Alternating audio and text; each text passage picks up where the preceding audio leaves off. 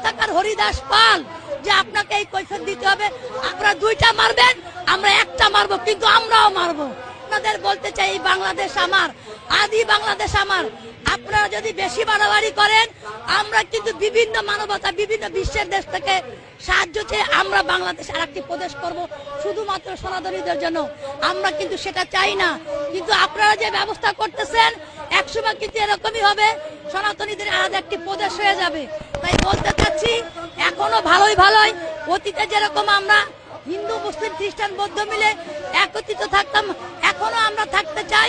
আর আমার মন্দিরে আপনাকে নিমন্ত্রণ আমরা করলাম, আপনার ভালো লাগলে আসবেন, না লাগলে আসবেন না। কিন্তু আমার মন্দিরে আমি কোথায় আমার দেবতাকে কতটুকু রাখবো তার কৈফিয়ত আপনাকে আমি দেব না। আপনার মতো হরিদাস পালকে আমরা গণনা করি না।